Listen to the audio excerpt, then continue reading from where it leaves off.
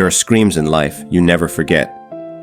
Mine came one Christmas and turned the happiest night into the most terrifying of my existence. It was 1913 in Calumet, Michigan. The whole town seemed frozen under the snow. Christmas lights shone in the windows, carols drifted through the icy air, and families gathered, seeking a reprieve from the harsh winter. That night, the Italian hall was full of life. There were hundreds of us, children, parents, and grandparents, all together, celebrating on the building's second floor. To get there, you had to climb a long, narrow wooden staircase that creaked with every step. Upstairs, the atmosphere was warm. The tables were piled with cakes and simple toys wrapped in shiny paper. The adults talked animatedly, laughter mixed with the sounds of children running, and the air smelled of damp wool, hot coffee, and freshly baked bread. I was there with my cousins and friends, excited to receive a gift, even if modest. For a moment, everything seemed perfect, so perfect that I believed nothing bad could happen that night. But I was wrong. Suddenly, a scream split the celebration in two. Fire. The silence lasted only an instant, and then chaos came. Everyone rushed for the staircase. The first people stumbled and fell, and the rest, in their desperation, followed without being able to stop. In a matter of seconds, the only exit became a deadly trap.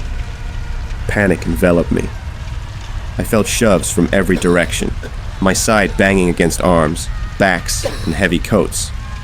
A desperate mother pulled me without realizing it, crushing my arm against the banister. The screams were deafening, a collective roar of fear, an endless crying of children.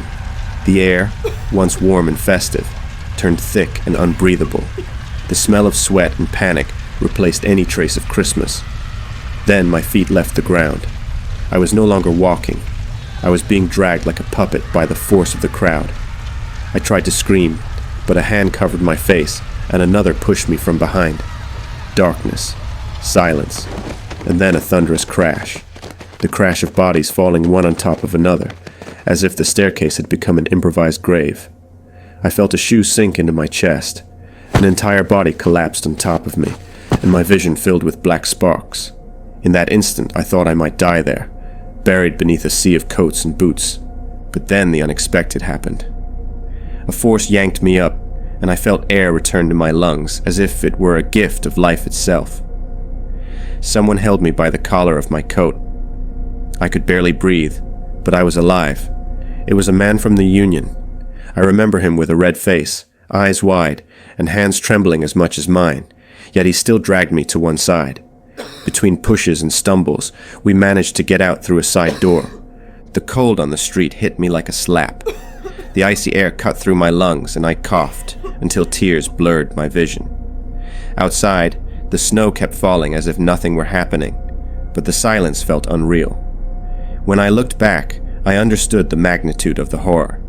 The staircase was jammed, completely blocked, a wall of motionless bodies preventing anyone from leaving. The screams had stopped.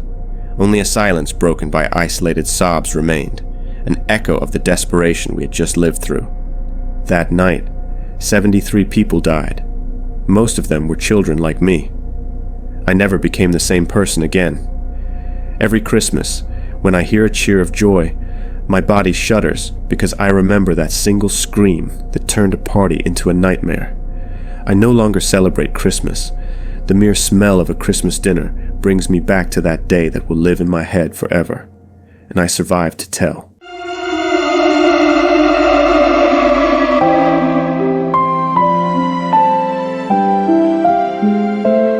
Have you ever thought the real Grinch could show up at your house on Christmas? This happened last year in Detroit, Michigan. I always believed Christmas was the safest time of year. The streets lit up, neighbors smiling, kids playing with Santa hats. It all seemed perfect. But that Christmas Eve taught me that even in the middle of the magic, something terrifying can be hiding. It was December 24th. We had spent the afternoon decorating the tree, baking cookies, and listening to carols. The smell of pine filled the house, and the hot chocolate my dad was making bubbled in the kitchen. Everything was joy and anticipation for midnight. Around 11, my dad rushed out to the store because he had forgotten to buy milk. My mom, my sister, and I stayed by the glowing tree, wrapped in blankets, watching the colored lights flicker in silence. I decided to use those minutes to take out the trash, a routine so simple I never imagined it would change my life. I opened the front door and left it slightly ajar, like I had done so many times before, and walked out with the bag in my hand. Outside, the icy air stung my face. I had barely taken a few steps when I heard a noise inside the house. I thought it was my dad coming back sooner than expected, so I returned without worry, until I tried to open the door and couldn't. It was locked from the inside. My heart sank. I moved to the window and saw him. There he was, a man I had never seen before, moving with an eerie calm, as if the house were his own. He carried a bag and was stuffing everything he could find into it. The gifts under the tree disappeared one by one. The electronics, even my PlayStation. He walked into the kitchen, tasted the food my mom had prepared for dinner, and kept packing more things. I froze for a few seconds, then started screaming, pounding on the door and shouting to my mom through the window. She looked at me in terror from inside while running to protect my sister. I kicked the door with all my strength, begging them not to come closer, warning that someone was inside. The minutes stretched on endlessly. The whole thing lasted about 10, but it felt like an hour. The man kept moving through the house with a disturbing tranquility that made my blood run cold. Finally, we heard a noise at the back. The kitchen door opened, and the intruder bolted into the darkness, carrying the bag, stuffed with everything valuable. By the time the police arrived, it was too late. The tree was empty, the gifts were gone, and on the table were the half-eaten remains of our Christmas dinner, as if the stranger had wanted to leave behind a mocking signature before leaving. There were no broken locks or smashed windows. The most unsettling part was knowing he had gotten in, simply because I had left the door open. That Christmas night became the most terrifying of my life. While others celebrated surrounded by lights and carols, we were left with fear and the chilling realization that someone had walked through our home with complete impunity. Since then, every Christmas, whenever I hear carols or see the lights on the tree, I can't help but remember it. A night that was supposed to be full of peace and joy, but instead was marked by the shadow of a stranger who stole everything, and I survived to tell.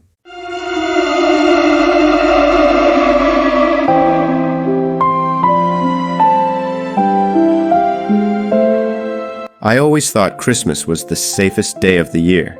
Streets filled with lights, carolers on every corner, neighbors smiling at one another. Nothing bad could ever happen on a night like that.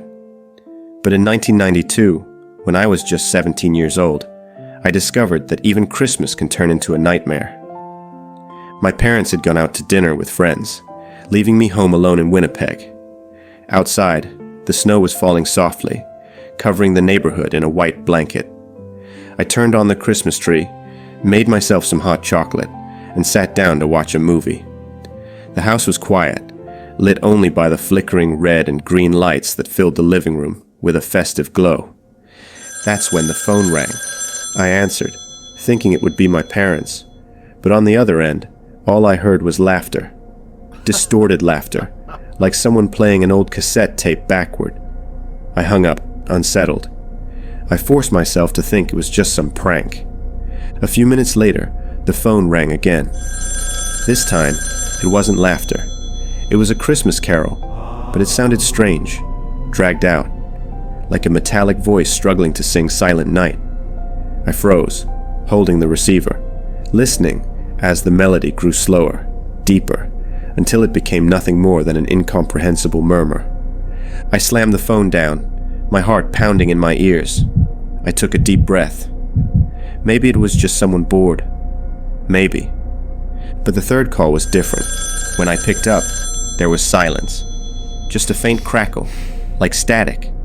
Then, a voice whispered my name. Sarah. A chill ran down my spine. No one outside my family called me that. With a trembling voice, I asked, "Who are you?" On the other end, there was nothing but heavy breathing. Deep, deliberate, as if the person was right in my ear. And then, the line went dead. I dropped the receiver and turned on every light in the house. I locked the doors, checked the windows, but my nerves betrayed me. Every shadow seemed to move. Every creak in the wood made me jump. Then I heard something worse. Footsteps. Footsteps outside, crunching in the snow, circling the house. They grew closer, slower, stopping right beneath my window. I ran to the glass, but there was no one there. Only fresh footprints in the snow, leading toward the telephone pole on the corner. A cold dread hit me. The calls weren't coming from far away. They were coming from someone right there, tampering with the line. Desperate, I grabbed the phone to call the police. But this time, the line was dead. The silence on the other end was worse than any distorted carol. It confirmed what I already knew. I was cut off, and whoever was playing with me knew it. Panic took over. I opened the front door and bolted into the snow, my heart racing. The lights of my house flickered behind me as I stumbled down the sidewalk, screaming for help. I crossed the street and pounded on my neighbor's door with all my strength. They opened, confused, but the look on my face told them everything. From their house, I finally managed to call the police. They searched the area and confirmed the wiring had been tampered with at the pole, but they never found anyone. That Christmas, my parents came home to a brightly lit house, the presents still under the tree, but a daughter who never again felt safe on the happiest night of the year. Today, every time I hear a Christmas carol on the radio, I don't think of peace or family. I think of that voice whispering my name from the darkness, and the crunch of footsteps in the snow, reminding me that even on Christmas, someone could be watching you. And I survived to tell.